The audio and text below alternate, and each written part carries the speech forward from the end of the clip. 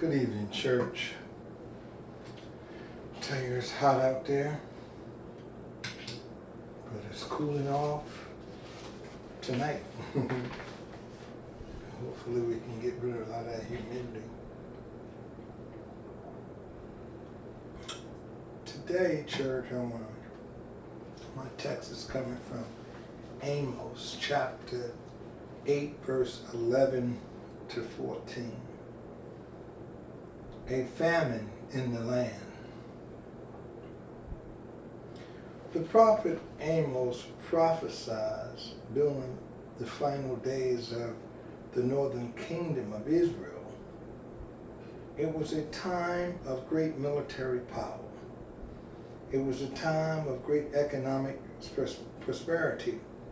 It was a time of peace, joy, and happiness for most of the people. Amos' church came to them with the message of condemnation. His message to them is one of the judgment and condemnation. His message exposed the true spiritual conditions of the nation. They are wealthy and they are powerful, but they are spiritually destitute. They enjoying peace, safety, and prosperity, but they are in the midst of spiritual drought and do not even recognize it. Amos preached to them a message, hat lifts and lid off their hypocrisy. This message let the people of Israel, church, know that a terrible judgment is coming upon their land. He wants them to know that a destructive famine is about to fall on their land. Church, when I read the book of Amos, I can see a lot of parallels between the condition in Israel then and the condition of our world today. It is true that we are not as prosperous as we once were. But we are still richer than 99% of the rest of the world's population. We are not as strong military as we used to be in this nation, but we are still the world's lone superpower. Yet in the midst of our peace, our prosperity, and our endless pursuit of personal happiness, we are in the midst of a spiritual drought, and we do not even recognize it. I want to take this passage and preach for a while about a famine in the land.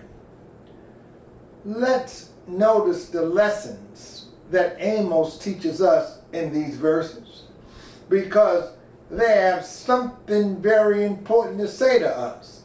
Whether we know it or not, we are in trouble, and this passage has so much needed warning for us today.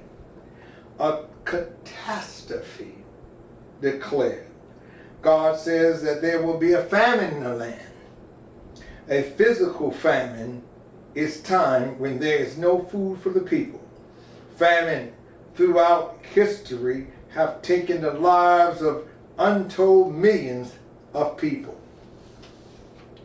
In China, between 108 BC and 111, there were 1911, there was 1,828 record famines. In 1948, 46, the potato famine in Ireland claimed 1.2 million people. In 1932, in the USSR, between 6 and 10 million people starved to death as famine swept that nation. In 1943, Belgrade famine in India claimed the lives of over 4 million. In 1959, a famine in China killed over 43 million people. It was a famine that caused Abraham to leave Canaan and go into Egypt in search of food. It was a famine, church, that caused Isaac to do the same. It was a famine in Egypt that brought Israel into Egypt during the days of Jacob and Joseph, according to the book of Revelation. The last days will also be marked, church, by time of famine and starvation. Revelations chapter 18, verse 8. When famine comes, church, bodies dry up. Body fat is depleted, limbs shred, and people become walking skeletons. Stomachs swell, faces take on that famine, hollow expression. Disease run rapid as immune system are compromised and sanitation systems are overwhelmed. When there is no food, there is no life. When the food fails, life, church, is not far behind. Famines are terrible times of death, deprivation, and destruction. God says, behold, pay attention, listen up, hear what is being said. He wants those people to know that a famine is coming. There will be no reprisal. There will be no second chances. A famine is coming and cannot be avoided. Famines are terrible, church, but we can't really identify with that. We have never been in a famine. Most of us have food enough to spare. We are totally strangers to physical famine. Thank God for that. But the Lord has more to say about the famine. A catastrophe declared. The character of declared. The character declared. God tells us that the famine will not be a famine in which there is a lack of food or water. This famine will be a famine of hearing the word of the Lord. The people will have food. They will have water. They will not, however, enjoy the great blessings of hearing the Lord speaking to them any longer. Amos, church, is not talking about a physical famine where there is lack of material things. He is talking about a spiritual famine in which the word of God cannot be found. As I read this verse, I see that I can be understood two ways. First, God could be saying to Israel, I will no longer be speaking to you. Second, God could be saying, you will no longer be able to hear me when I do speak to you. A catastrophe. Either way, church, what we have as a catastrophe situation. These people are going to be unable to hear from God. Israel might not have thought that this was too much of a curse when they hear it. After all, they care little for the ways of the Lord anyway. Tell us about the true spiritual condition of the people. They were involved in the feast days and in the sacrifice, but they were bored with the things of God, and they could not wait until they were free to pursue their true love, money. They could not wait, church, until the feast days ended so they could open their stores and sell. They could not wait, church, until the Sabbath were over so they could exploit the poor and make themselves rich. They endured the impatience and demands of God, wanting only to be free from the yoke of his bondage, so they could do as they please. God's purpose is to give them what they want. They are sick of the law. So he withholds it from them. They are fed up with his word. So he fills them silence. They no longer desire to hear his truth. So he obliges them by taking away from them. Church, this is a terrible thought. As God can send a nation or people no greater blessing than to give them faithful, secure, and upright ministers. So the great curse that God can possibly send upon the people in this world is to give them over to blind, ungenerated, cognitive, worm-like, and unskillful guides. So, church, and so it is when a people refuse to heed to the word of God, he will take it away from them. Jesus said it this way: for whosoever hath to him shall be given, and he shall have more abundance. But whosoever had not, from him shall be taken away even that he had. Jesus also said that this about the word of God when Satan on the Mount of Temptation challenged him. But he answered and said, it is written, man shall not live by bread alone, but by every word that proceeded out of the mouth of God. If any people, church, are going to survive and thrive, they must be able to get a word from the Lord.